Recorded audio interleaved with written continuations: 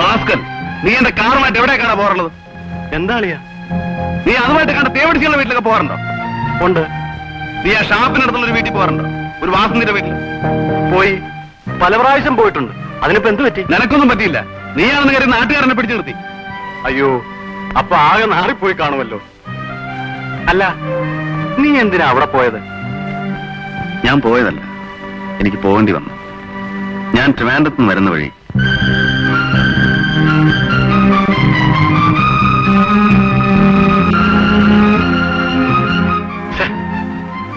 കുഴപ്പമായല്ലോ. ഇനിയിപ്പോ എന്ത് ചെയ്യും? സാരമില്ല, തുളസിയെ കണ്ട് ഞാൻ കാര്യം പറയാം. വേണ്ട, നീ സംസാരിച്ച പിന്നെയും കുഴപ്പമാവും. ഞാൻ പറയുന്നത് ഒന്ന് കേൾക്കൂ. വേണ്ട, എനിക്കൊന്നും കേൾക്കണ്ട. എന്നെ പറഞ്ഞ് ബോധ്യപ്പെടുത്താനുള്ള ന്യായീകരണങ്ങളും കൊണ്ടല്ലേ നിങ്ങൾ വന്നിരിക്കുന്നത്? എനിക്കതൊന്നും കേൾക്കണം. തുളസി, നീ എന്നെ തെറ്റിദ്ധരിച്ചിരിക്കാം. ഞാൻ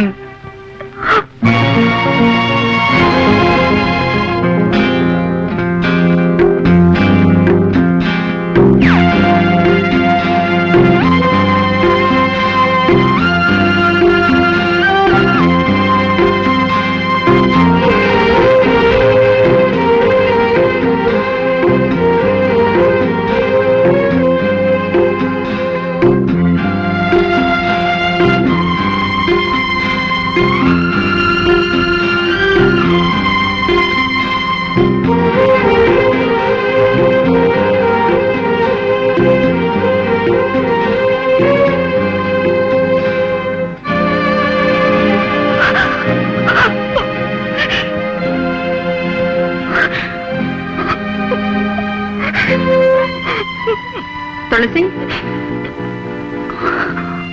എന്ത് പറ്റി തുളസി? ഒന്നുമില്ല. ആരാ പോയത്? അത് എന്റെ ബോസാണ്, മിസ്റ്റർ ബാലചന്ദ്രൻ. ബാലചന്ദ്രൻ ഇവിടെ തുളസിയെ കാണാൻ വന്നത്? അത്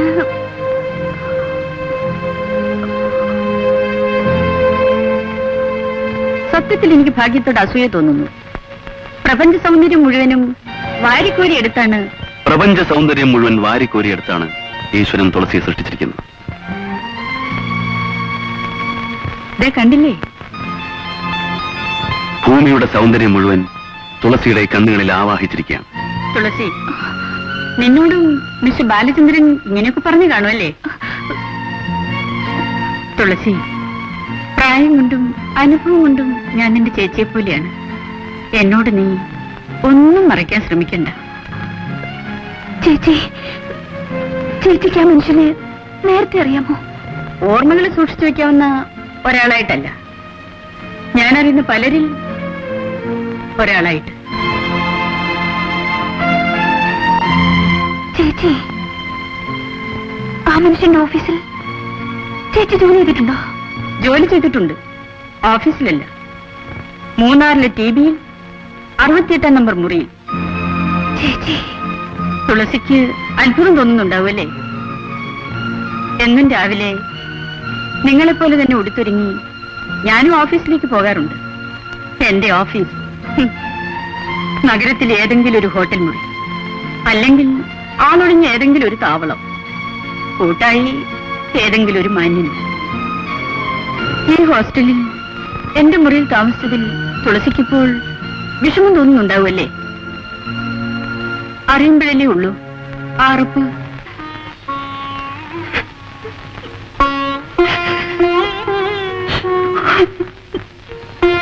തുളസി, അവരെല്ലാം വലിയ ആളുകളാണ്. ഇങ്ങനെ കണ്ട മുഖങ്ങൾ ഇന്നവർ ഓർമ്മിക്കണമെന്നില്ല.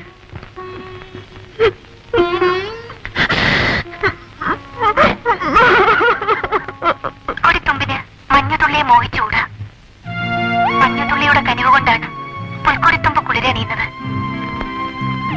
ഏതൊരു പെൺകുട്ടിക്കും സാറിനെ ഇഷ്ടപ്പെടാതിരിക്കാൻ കഴിയില്ലല്ലോ.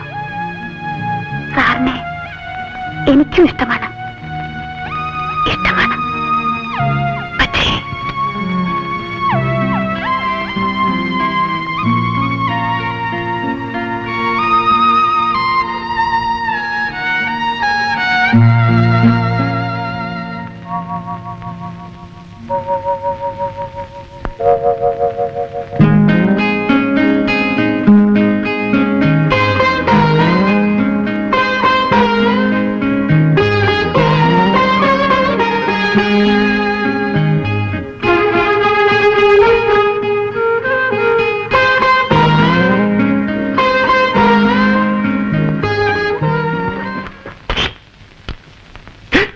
പേടിച്ചു പോയല്ലോ.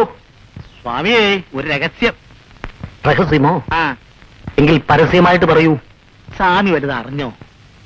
ആകെ നാറി. അത് താനോ? സാറ് ബാലൻ സാറ് നാറി. തെക്കുള്ള ഒരു പടക്കത്തിന്റെ വീട്ടിൽ. പടക്കമോ? ഇത് ചെറിയ പടക്കൊന്നുമില്ല സ്വാമി, വലിയ അമിട്ട വാസന്തി.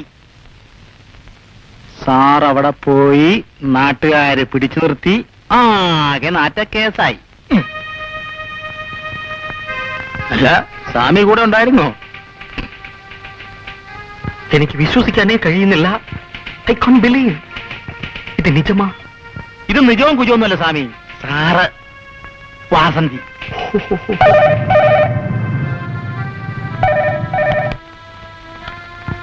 ഹലോ. ഹലോ, ബാങ്കിന്നാ. ആ ഡോക്യുമെന്റ്സും ഡ്രാഫ്റ്റ് ബുക്കും എംഡിയുടെ സൈനോടുകൂടി ഉടനെ കൊടുത്തേക്കണം. ഓ ഓ, ശരി, ഞാൻ ഉടനെ വേണ്ടത് ചെയ്യാം. ദുഷ്യന്തൻ, ആ ഡ്രാഫ്റ്റ് ബുക്ക് എടുത്തും പോരൂ.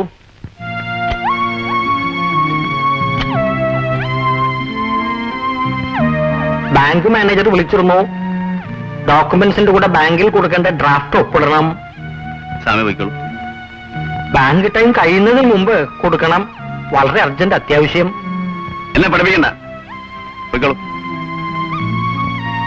അല്ല സർ,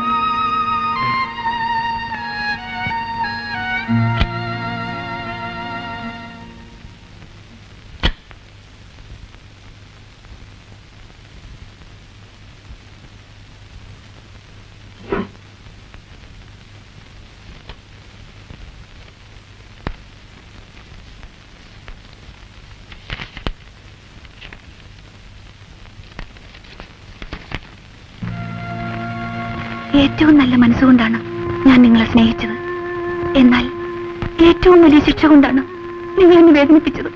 നിങ്ങൾ എന്നോട് കാണിച്ചിരുന്ന സ്നേഹത്തിന്റെ നിറം എന്താണെന്ന് ഇന്നലെയാണ് എനിക്ക് മനസ്സിലായത്. അല്പം വൈകിയാണെങ്കിലും നിങ്ങളുടെ മുഖം വീണ്ടും ഒരിക്കൽ കൂടി കാണാതിരിക്കാൻ വേണ്ടിയാണ് ഈ കത്ത്.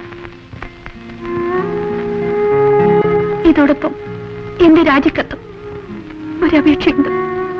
സ്നേഹത്തിന്റെ പേരും പറഞ്ഞ് ഇനി എന്നെ കാണാൻ വരരുത്. പാവപ്പെട്ടവരാണെങ്കിലും അന്തസ്സായി ജീവിക്കുന്നവരാണ് ഞങ്ങൾ.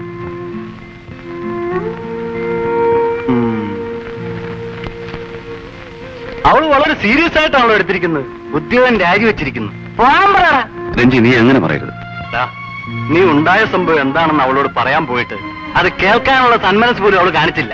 ഛെ, നാട്ടിൽ വേറെ പെമ്പിള്ളേരില്ലാത്ത പോലെയാ നിന്റെ സംസാരം. നിനക്കറിയില്ല രഞ്ജി. നീ ഇപ്പൊ എന്താ ചെയ്യാ? നീ ഇനി ഒന്നും ചെയ്യണ്ട. ആ ചാപ്റ്റർ അങ്ങ് ക്ലോസ് ചെയ്തേച്ചാ മതി. വെറുതെ ഈ പ്രേമവും മണ്ണാങ്കട്ടെ എന്ന് പറഞ്ഞ് മനസ്സ് വേദനിപ്പിക്കാതിരിക്കുക.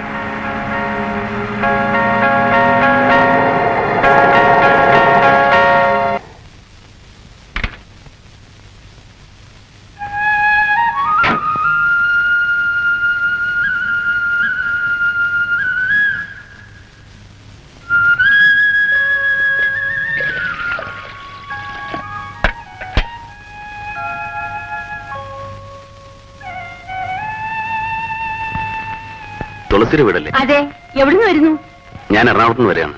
തുളസി അപ്പുറത്തുണ്ട്, വിളിക്കാം. കേറിയിരിക്കണം.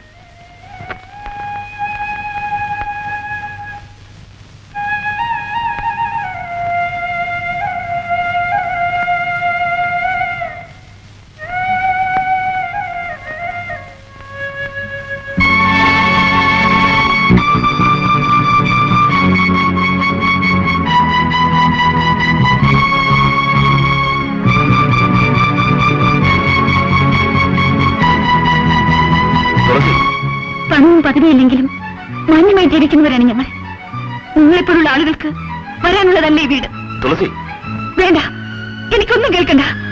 നിങ്ങൾ എന്നെ തേടി വരരുതെന്ന് ഞാൻ പറഞ്ഞിരുന്നല്ലേ. തുളസിനെ തെറ്റിദ്ധരിച്ചിരിക്കുകയാണ്. ഉണ്ടായെന്നാണ് നീ. തെറ്റിദ്ധാരണയോ? ഞാൻ എല്ലാം നേരിൽ കണ്ടതല്ലേ. കണ്ടതെല്ലാം സത്യമാണെന്നല്ല തുളസി. മൂന്നാറിലെ ടി വിയിൽ 68 നമ്പർ മുറിയിൽ ഭാഗ്യമെന്ന സ്ത്രീയോടുത്ത് കഴിഞ്ഞതോ അത് സത്യമല്ലായിരിക്കും. വാസന്തി എന്ന അഭിസാരിയുടെ വീട്ടിൽ വെച്ച് നാട്ടുകാർ പിടികൂടി അപമാനിച്ചതോ അത് സത്യമല്ലായിരിക്കും. പ്രപഞ്ച സൗന്ദര്യം മുഴുവൻ വാരിക്കൂരി എടുത്തുകൊണ്ടാണ്. ഈ വാചകം ഭാഗ്യം മറന്നിട്ടില്ല, വാസന്തി മറന്നു കാണില്ല, എനിക്കും മറക്കാനാവില്ല. തുളസി, ഭാഗ്യത്തെയും വാസന്തിയും പോലുള്ള വൃത്തിയായിട്ടാണ് നിങ്ങൾ എന്നെയും കരുതിയതല്ലേ? പക്ഷെ നിങ്ങളെ സ്നേഹിച്ചു എന്നൊരു തെറ്റ് മാത്രമേ ഞാൻ ചെയ്തിട്ടുള്ളൂ.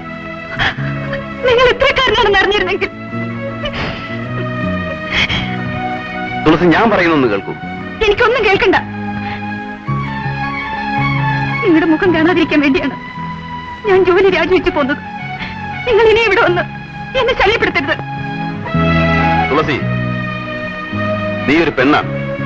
ഇപ്പൊ ഞാൻ പറയുന്നത് കേൾക്കാനുള്ള സന്മനസ് കാണിച്ചില്ലെങ്കിൽ നീ ഒരിക്കൽ ദുഃഖിക്കേണ്ടി വരും. ഇന്ന് ഞാൻ അനുഭവിക്കുന്ന ദുഃഖത്തെക്കാൾ വലിയൊരു ദുഃഖം ഇനി അനുഭവിക്കേണ്ടി വരില്ല.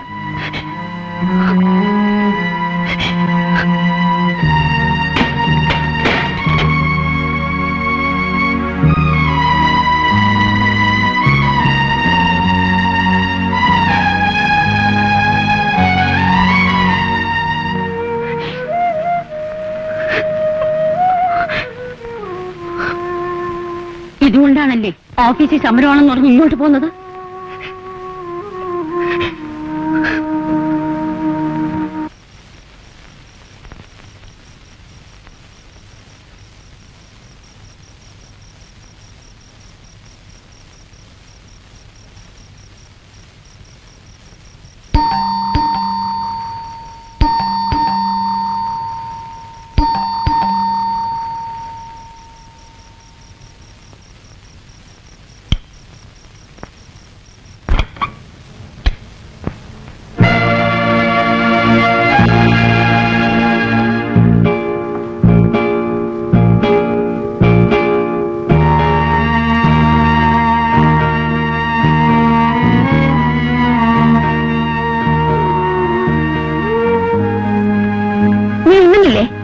വേണ്ട.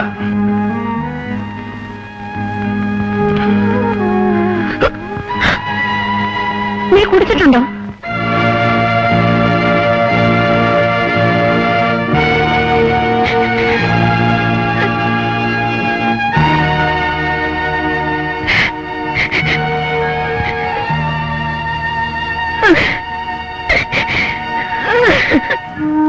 അമ്മേ, എനിക്കൊന്നും അറിയില്ലമ്മേ. നിനക്കെല്ലാം അറിയാം. നീ എന്തൊക്കെയോ എന്നോട് മറയ്ക്കുന്നുണ്ട്. ഇന്നലെ അവൻ കുടിച്ചോണ്ടാണ് ഇവിടെ വന്നത്. അമ്മേ, അത് ബാലുവും അവന്റെ ഓഫീസിൽ ജോലി ചെയ്തിരുന്ന തുളസി എന്ന പെൺകുട്ടിയും തമ്മിൽ സ്നേഹമാണെന്നറിയാം. അതാണ് അവന് ഇഷ്ടമെങ്കിൽ ആ പെൺകുട്ടി അവന് വിവാഹം കഴിക്കാമല്ലോ.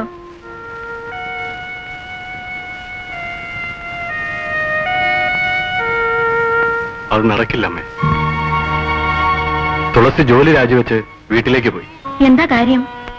കാര്യം എന്താണെന്ന് എനിക്കറിയില്ല. എന്തോ തെറ്റിദ്ധാരണയാണ്. അത് പറഞ്ഞു തീർത്താൽ പോരെ? മോനെ രഞ്ജി, ഞാൻ അവന്റെ ഏതാഗ്രഹവും സാധിച്ചു കൊടുക്കാം. എനിക്ക് എന്റെ മോൻ മാത്രമേ ഉള്ളൂ. അമ്മ വിഷമിക്കണ്ട, ഞാൻ അവനെ ഒന്ന് കാണട്ടെ.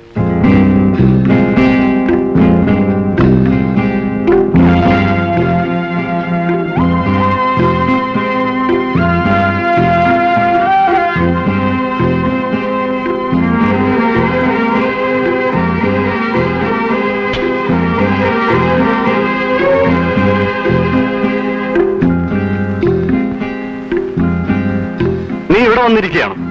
നിന്നെ ഞാൻ എവിടെയല്ല അന്വേഷിച്ചു. വാ, നമുക്ക് പോവാം. ഇല്ല, ഞാൻ വരുന്നില്ല. നീ വയ്ക്കൂ. എന്ന് തുടങ്ങി ഈ ഏർപ്പാട്? വേണമെങ്കിൽ നീ ഒരു സ്മാൾ അടിച്ചോ. ഞാൻ കുടിച്ചോളാം. എനിക്കിത് പുത്തിരിയൊന്നുമല്ല. പക്ഷേ നീ കുടിക്കരുത്. നീ കുടിച്ച് നശിക്കുന്നത് കാണാനുള്ള കരുത്ത് നിന്റെ അമ്മയ്ക്കില്ല. നീ വാ. ഞാൻ വരില്ല. നീ വയ്ക്കോ. നിന്നെ കൊണ്ട് ഞാൻ പോകൂ. നീയും ഞാനും ജീവിതം വെച്ച് ഒരുപാട് ചൂതാടിയിട്ടുണ്ട്. പക്ഷേ അത് തിരുത്താൻ നീ തയ്യാറായത് കണ്ടപ്പോൾ ഏറ്റവും കൂടുതൽ സന്തോഷിച്ചത് ഞാനാടാ. ഇനി നീ പഴയതുപോലെ ആകാൻ ഞാൻ സമ്മതിക്കില്ല. വാടാ പോവാ.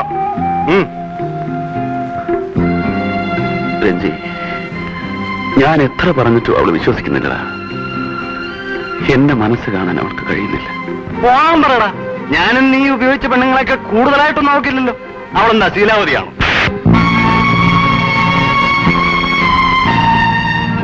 ബാലു,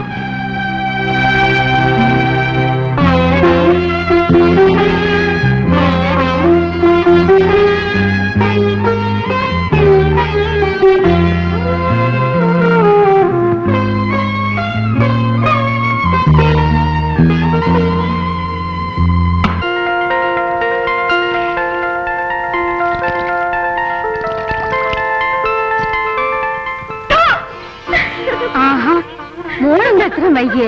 ഞാൻ രാവിലെ മുതൽ കാത്തിരിക്കുകയായിരുന്നു. ആദ്യത്തെ വണ്ടി കിട്ടിയില്ലമ്മേ. അമ്മയ്ക്ക് ഇതെന്ത് പറ്റി? വല്ലാത്ത ക്ഷീണമുണ്ടല്ലോ. എനിക്കൊന്നുമില്ല.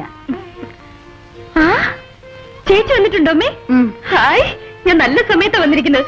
ചേച്ചി, ചേച്ചി, അമ്മേ, അമ്മ ചേച്ചിയോട് പോയി. അത് അകത്തെവിടെയുണ്ട്. അമ്മയ്ക്ക് ഇതെന്ത് പറ്റി? എന്തോ ഒരു വല്ലായ്മ. എനിക്കൊന്നുമില്ല. ആ, അതല്ല, എന്തോ ഉണ്ട്. എന്താണ് അമ്മേ? ഒന്നുമില്ലെന്ന് പറഞ്ഞില്ലേ?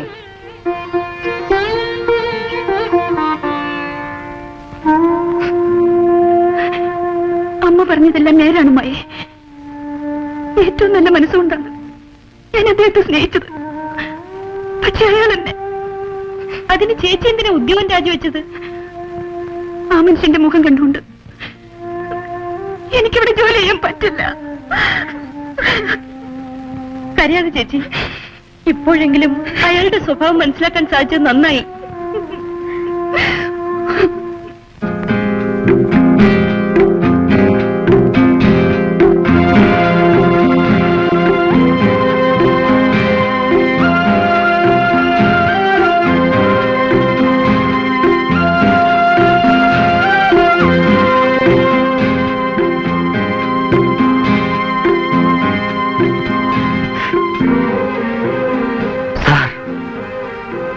സ്വാമിക്ക് എന്ത് വേണം? സാറ് കുടിക്കരുത് എന്ന് പറയാനുള്ള അവകാശമോ അധികാരമോ എനിക്കില്ല. എങ്കിലും സാർ ഇവിടെ വെച്ച് കുടിക്കരുത്. എന്നെ ഉപദേശിക്കാൻ വേണ്ടിയല്ല ഞാൻ സ്വാമിക്ക് ശമ്പളം തരുന്നത്. അറിയാം. സാറിന്റെ അച്ഛൻ നല്ല നിലയിൽ നടത്തിക്കൊണ്ടുവന്ന ഒരു സ്ഥാപനമാണിത്. അത് നശിച്ചു കാണരുത് എന്ന ആഗ്രഹം കൊണ്ട് പറഞ്ഞതാണ്. അദ്ദേഹം നോക്കിയിരിക്കെ അദ്ദേഹത്തിന്റെ മുൻപിൽ വെച്ച് ഇത് കഴിക്കരുത്. അദ്ദേഹത്തിന്റെ ആത്മാവ് പൊറുക്കില്ല. എന്നെ ഉപദേശിക്കാമെന്ന് ഞാൻ പറഞ്ഞില്ലേ? സോറി, നാം ഉപദേശിക്കുകയല്ല, മനസ്സിന്റെ വേദന കൊണ്ട് പറഞ്ഞു പോയതാണ്. 22ാമത്തെ വയസ്സിൽ വെറും കൈയോടെ ഇവിടെ കയറി വന്ന എനിക്ക് സാറിന്റെ അച്ഛന്റെ കാരുണ്യം കൊണ്ടാണ് ഒരു ജീവിതമുണ്ടായത്. ആ നന്ദിയും കടപ്പാടും കൊണ്ട് പറഞ്ഞതാണ്. കുറച്ച് ദിവസമായി ഞാൻ പലതും കാണുന്നു, കേൾക്കുന്നു. പക്ഷെ സ്വാമി, get out.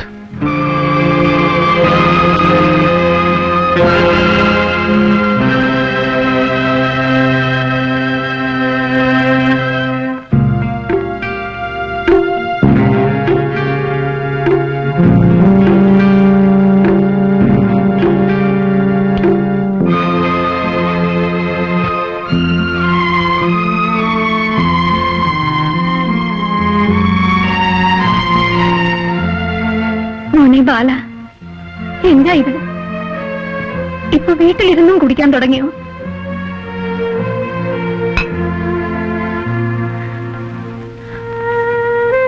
നിനക്ക് എന്തു പറ്റി മോനെ? ഒന്നുമില്ലമ്മേ. എല്ലാം എനിക്കറിയാം മോനെ. നിന്റെ ഓഫീസിലുണ്ടായിരുന്ന ഒരു പെണ്ണും നീയും തമ്മിൽ. മോനെ, അമ്മയ്ക്ക് ഒന്നേ പറയാനുള്ളൂ. ഒരു പെണ്ണിന് വേണ്ടി നീ നിന്റെ ജീവിതം നശിപ്പിക്കരുത്. അവൾക്ക് നിന്നെ ഇഷ്ടമല്ലെങ്കിൽ ആ ബന്ധം മറന്നുകളയാണ് നല്ലത്. മോനെ, നിനക്കറിയാവോ, നിന്നെ ജീവന് തുല്യം സ്നേഹിച്ചവളാണ് രേഖ. നീ അവൾക്ക് അവകാശപ്പെട്ടതുമാണ്. ആ സ്നേഹം കാണാതെയാണ് നീ. പക്ഷേ നീ വേറൊരു പെണ്ണിനെ സ്നേഹിക്കുന്നുവെന്നറിഞ്ഞപ്പോ എല്ലാ ദുഃഖവും മനസ്സിൽ ഒതുക്കി പിടിച്ച് ആ കുട്ടി ഇവിടെ നിന്ന് ഇറങ്ങിപ്പോയി. മോനെ, നിന്നെ ഈ വിവരം ഒരിക്കലും അറിയിക്കരുതെന്ന് എന്നോട് പറഞ്ഞിട്ടാണ് അവൾ ഇവിടുന്ന് പോയത്. മോനെ, കഴിഞ്ഞതെല്ലാം മറന്ന് നീ രേഖയെ വിവാഹം കഴിക്കണം. അമ്മ എന്തായി പറയുന്നത്? രേഖ അവൾ എനിക്ക് എന്നെ പെങ്ങളെ പോലെയാ. അവൾ അങ്ങനെ കാണാനേ എനിക്ക് കഴിയും. മോനെ, രേഖയെ തന്നെ വിവാഹം കഴിക്കണമെന്ന് അമ്മ പറയുന്നില്ല. നിനക്കിഷ്ടമുള്ള ഏതൊരു പെണ്ണിനെ വേണമെങ്കിലും നിനക്ക് വിവാഹം കഴിക്കാം. പക്ഷേ തുളസി, അവൾക്ക് വേണ്ടി നീ ഇങ്ങനെ കുടിച്ച് നശിക്കരുതെന്നേ അമ്മയ്ക്ക് പറയാനുള്ളൂ.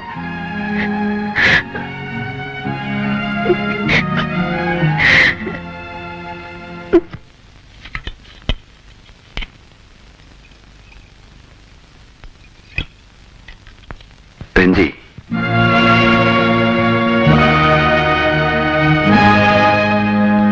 രഞ്ജി, നിനക്കെന്നോട് പിണക്കമാണോ? നിന്നോട് പിണങ്ങാൻ ഞാനാരാ? അന്ന് ബാറിൽ വെച്ച് നീ തുളസിയെ കുറിച്ച് പറഞ്ഞപ്പോ പെട്ടെന്നുണ്ടായ ഒരു ആവേശത്തിൽ നിന്നെ ഞാൻ അടിച്ചു. നീ എന്നോട് ക്ഷമിക്കണം.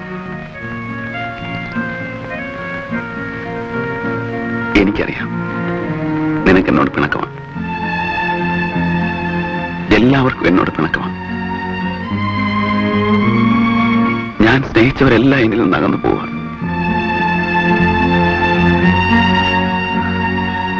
നീയെങ്കിലും എന്നോട് പിണങ്ങരുത്, പ്ലീസ്. എനിക്ക് നിന്നോട് ഒരു പിണക്കവുമില്ലടാ. ഞാനതൊക്കെ അപ്പോഴേ മറന്നില്ലേ?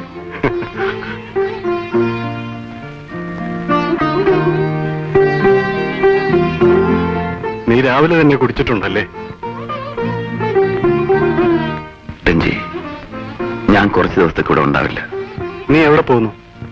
തീരുമാനിച്ചിട്ടില്ല. പിന്നെ എങ്ങോട്ടാണെന്നറിയില്ല. എനിക്ക് നിന്നോടൊരു അപേക്ഷയുണ്ട്. എന്റെ അമ്മ തനിച്ചേ ഉള്ളൂ. ഞാൻ പോകുന്ന വിവരം അമ്മയ്ക്കറിയില്ല. വല്ലപ്പോഴും നിനക്ക് സമയം കിട്ടുകയാണെങ്കിൽ അമ്മയെ ചെന്ന് കാണണം, ആശ്വസിപ്പിക്കണം.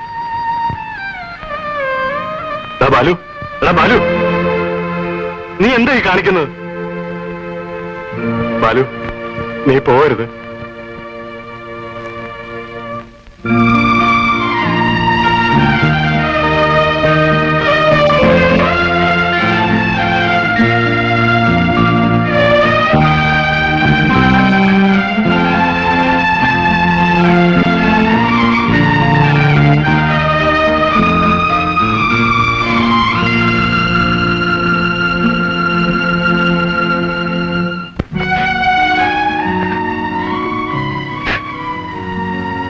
രേഖേ, എന്നെ നിനക്ക് ആരെല്ലാമുമായി സ്നേഹിക്കാൻ കഴിഞ്ഞേക്കാം. പക്ഷേ എന്റെ സ്നേഹം അത് മനസ്സിലാക്കാൻ നിനക്ക് കഴിഞ്ഞില്ല മോളെ.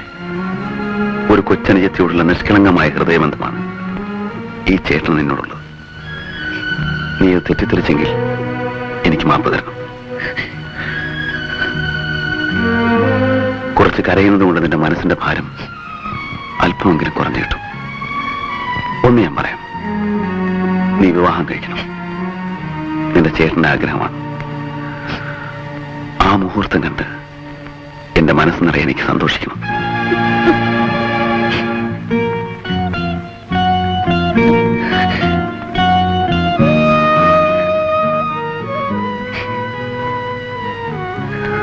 ഈ ചേട്ടന്റെ ആഗ്രഹം നീ സാധിച്ചു തരില്ലേ മോളെ?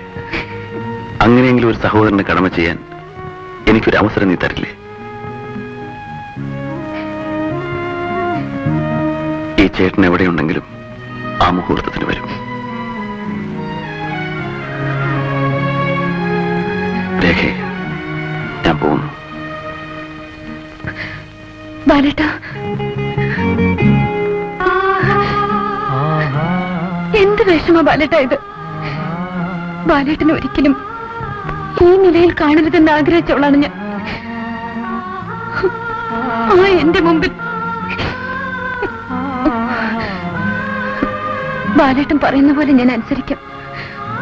അതിനു മുമ്പ് എനിക്കെന്റെ ബാലേട്ടനെ പഴയതുപോലെ ഒന്ന് കാണണം. മദ്യത്തിന്റെ ലഹരിയിൽ ഭ്രാന്ത് പിടിച്ച മനസ്സുമായി ബാലേട്ടൻ ജീവിക്കുന്നത് കാണാൻ എനിക്ക് കഴിയില്ല. ഇത് ബാലേട്ടന്റെ അനിയത്തിയുടെ ആഗ്രഹമാണ്. ബാലേട്ടൻ നല്ലവനായി ജീവിക്കാമെന്ന് എനിക്ക് വാക്ക് തരണം.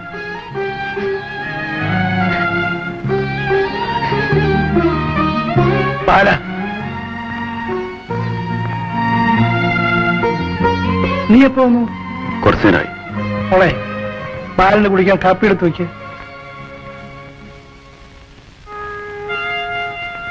ബാല, ഞാൻ പറയുന്നുണ്ട് നിനക്കും തോന്നരുത്. വിവാഹപ്രായം കഴിഞ്ഞു നിൽക്കുന്ന ഒരു മകളുടെ അച്ഛന്റെ വേദന എന്താണെന്ന് മനസ്സിലാക്കാൻ നിനക്ക് കഴിയില്ല. അങ്കിൾ എന്തായി പറയുന്നു? രേഖ മാനസികമായി ഇന്ന് ആകെ തകർന്നിരിക്കുകയാണ്. അവൾ നിന്നെപ്പറ്റി എന്തൊക്കെയോ സ്വപ്നങ്ങൾ കണ്ടിരുന്നു. നീ നിന്റെ ആഫീസിൽ ജോലി നോക്കുന്ന മറ്റൊരു പെണ്ണിനെ ഇഷ്ടപ്പെടുന്നു എന്നറിഞ്ഞപ്പോൾ അവൾ ആകെ തകർന്നു പോയി മോനെ. അവൾ മറ്റൊരു വിവാഹത്തിനും കൂടെ സമ്മതിക്കുന്നില്ല മോനെ. അവളുടെ മനസ്സ് എങ്ങനെയെങ്കിലും ഒന്ന് മാറ്റിയെടുക്കാൻ ഞാൻ ശ്രമിച്ചുകൊണ്ടിരിക്കുകയാണ്. വീണ്ടും നീ ഇവിടെ വന്ന് അവളുടെ വിവാഹം കഴിയുന്നവരെങ്കിലും നീ ഇവിടെ വരരുത് പോനെ. അവളുടെ മനസ്സിൽ ഇനിയും നിന്റെ ഓർമ്മകൾ കടന്നു വരാനിടയാക്കരുത്.